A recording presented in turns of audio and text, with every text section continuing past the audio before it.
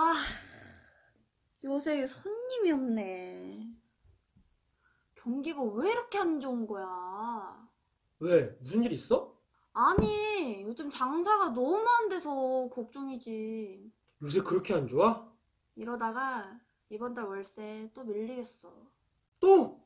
월세가 얼마나 밀렸는데? 한 번 더 밀리면 3개월치 밀리는 거야. 3개월치? 안 돼! 안녕하세요. 공인중개사 허준혁입니다. 자, 여러분들 요즘 경기가 너무 좋지 않다 보니까 이 가게마다 손님들도 많이 줄고 매출도 많이 줄어서 많이 힘드시죠. 제가 요즘 매물 작업을 하러 상가를 이렇게 돌아다녀 봐도 정말 가게들마다 손님들이 눈에 띄게 줄었더라고요. 저녁에 메인 상권을 나가봐도 가게에 손님들 차는 시간대가 뒤로 많이 밀린 듯한 느낌을 받게 됩니다. 아무쪼록 경기가 빨리 살아나서 밤낮으로 장사하느라 고생하시는 우리 사장님들 얼굴에 웃음꽃이 피는 시절이 빨리 돌아오기를 바랍니다. 그런데요, 여러분, 특히 이제 장사를 하고 계시는 사장님들께서 이렇게 경기가 안 좋은 때일수록 각별히 주의하셔야 되는 부분이 있어요. 바로 월세가 3개월치까지는 절대로 밀리지 않도록 반드시 주의를 하셔야 돼요. 왜냐하면 이 상가 건물 임대차 보호법에 따르면 상가 임차인이 월세를 일정 기준 이상 연체했을 경우에는 상가 임차인으로서 당연히 누려야 되는 그 많은 권리들을 포기해야 되는 상황이 발생할 수가 있어요. 3기의 차임액에 이르도록 월세를 연체하지 않는 것이 왜 그렇게 중요한 일인지 오늘 한번 알아보도록 하겠습니다. 우선 상가 건물 임대차 보호법 제10조의 8 차임의 연체와 해지에 관한 조항을 보면 임차인의 차임 연체액이 3기의 차임액에 달하는 때에는 임대인은 계약을 해지할 수 있다 라고 되어 있어요. 여기서 차임 연체액이 3기의 차임액에 달하는 때란 무엇이냐면 월세 계약을 예로 들어서 이제 쉽게 말하자면 현재까지 밀린 월세액의 합계금액, 그 합계금액이 3개월치에 해당하는 경우를 얘기를 하는 거예요. 월세가 한 달에 100만 원이라고 치면 3기분은 300만 원이 되는 것이겠죠. 그래서 월세를 밀린 횟수가 기준이 되는 게 아니고요. 예를 들어서 100만 원씩 이제 3개월을 밀리게 되면 밀린 금액이 300만 원이 됐으니까 계약 해지 사유가 되는 거고요. 매달 50만 원씩 부족하게 입금을 해서 6개월이 지나게 되면 총 300만 원이 연체가 되는 거잖아요. 자, 이 경우도 한 달에 100만 원씩 3개월에 해당하는 300만 원의 연체가 해당이 됐으니까 자, 계약 해지 사유가 되는 거예요. 그러나 계약 해지 사유가 되었다가 임대인이 계약 해지 통보를 하기 전에 단돈 10만 원이라도 임차인이 입금을 해서 현재 기준으로 남아있는 연체액이 290만 원에 불과하게 되었다면 자, 이것은 또 계약 해지 사유가 되지 않아요. 왜냐하면 현재 기준으로 3기분, 즉 300만 원이 연체된 것이 아니기 때문이죠. 자, 하지만 그래도 절대 연체액이 3기분에 도달할 때까지 밀리면 안 되는 이유가 또 있습니다. 3기의 차임액에 달하도록 차임을 연체한 사실이 있는 경우 임차인이 박탈당하게 되는 권리들이 있기 때문이에요. 즉 사실이 있는 경우라는 문구에 주의를 해야 되는 거죠. 계약 해지 요건에서는 차임 연체액이 3기의 차임액에 달하는 때였잖아요. 그런데 임대인이 해지 통보를 하기 전에 그 사유를 해소하면 계약 해지 사유가 없어지는 거였어요. 자, 그런데 연체한 사실이 있는 경우라는 문구는 말 그대로 과거에 그런 사실이 있었다면 자, 이렇게 해석이 되는 거예요.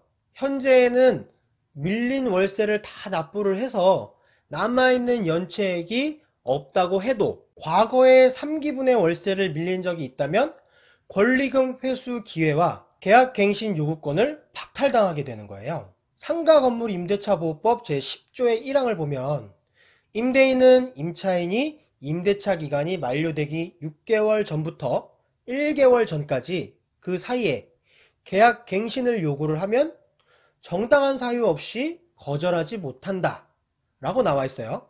다만 각 호의 어느 하나의 경우에는 그러하지 아니하다 라고 단서 조항이 나와 있어요. 여기에 다만에 해당하는 1호를 읽어보면 임차인이 3기의 차임액에 해당하는 금액에 이르도록 차임을 연체한 사실이 있는 경우 라는 문구가 나오죠. 즉 이러한 사실이 있는 경우에는 임차인의 계약갱신 요구를 임대인이 거절할 수 있다는 거죠. 이번에 상가건물 임대차 보호법이 개정이 되면서 임차인의 계약갱신 요구권을 행사할 수 있는 총 기간이 5년에서 10년으로 늘어났죠. 임차인들에게는 상당한 호재일 수가 있어요. 그런데 월세를 3기분에 달하도록 연체한 과거 이력이 있다면 이 좋은 기회를 보장받지 못할 수 있다는 얘기예요. 계약갱신 요구를 해도 임대인이 거절을 할 수 있다는 얘기예요. 계약갱신 요구를 하지 못한다면 그만큼 임차인이 권리금을 회수할 수 있는 기회도 줄어들게 되는 거잖아요. 그래서 이 부분에 대해서 반드시 예민해지셔야 되는 거예요.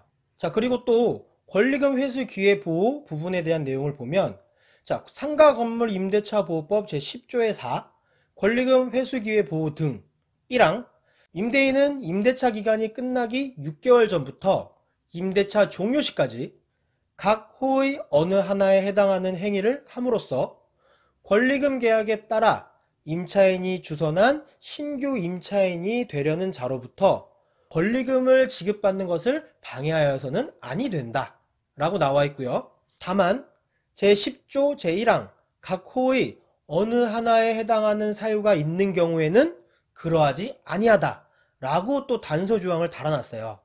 여러분, 이 단서조항을 항상 주의 깊게 잘 보셔야 돼요. 10조 1항의 1호가 뭐가 있었죠? 임차인이 3기의 차임액에 해당하는 금액에 이르도록 차임을 연체한 사실이 있는 경우, 마찬가지로 상가 임차인이라면 당연히 누려야 할 권리금 회수 기회 보호에 대한 권리를 보장받을 수 없게 되는 거예요. 다시 말해서 현재는 밀린 월세가 하나도 없어도 과거의 월세를 3개월치에 해당하는 만큼 밀렸었던 사실이 있다면 임차인이 다른 임차인을 구해와서 임대인에게 임대차 계약을 해달라고 했을 때 임대인이 거절할 수 있다는 거예요. 결국 임차인은 권리금을 회수하지 못하고 가게를 빼줘야 될 수도 있겠죠. 여러분, 상가건물 임대차 보호법 개정에 우리 사장님들이 촉각을 곤두세우고 관심을 가지시는 이유가 뭐죠?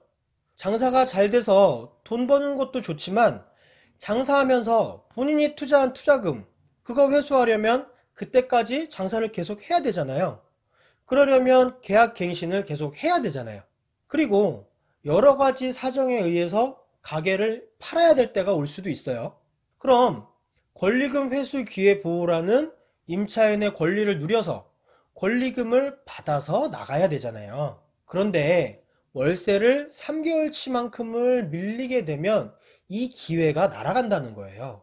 그래서 이런 임차인들을 보호하기 위해 만들어 놓은 권리들을 충분히 활용을 하려면 최소한 임차인의 기본 의무에 해당하는 월세 납부만큼은 성실히 이행을 해야 되는 거예요.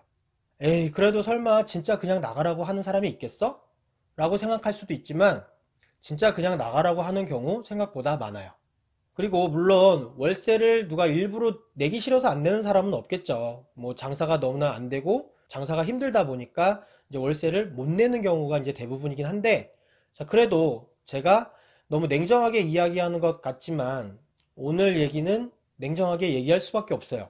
왜냐면 여러분들의 소중한 권리금을 지키기 위해서는 기본적으로 절대 월세는 3개월치에 해당할 때까지 밀려서는 안 되기 때문이에요. 그래서 이 부분을 제가 강조하는 이유는 결국 여러분들의 상가 임차인으로서의 권리를 잘 지킬 수 있도록 하기 위해서는 반드시 필요한 부분이기 때문에 말씀을 드리는 거니까 항상 꼭 기억을 해 두시길 바라겠습니다. 전략과 계획을 잘 세우셔야 돼요. 장사가 잘 안 될 것 같아서 앞으로 월세를 밀리기 시작할 것 같다면 차라리 일찍 판단을 하시고 가게를 빨리 매매하시는 것도 방법이 될 수는 있다고 봅니다.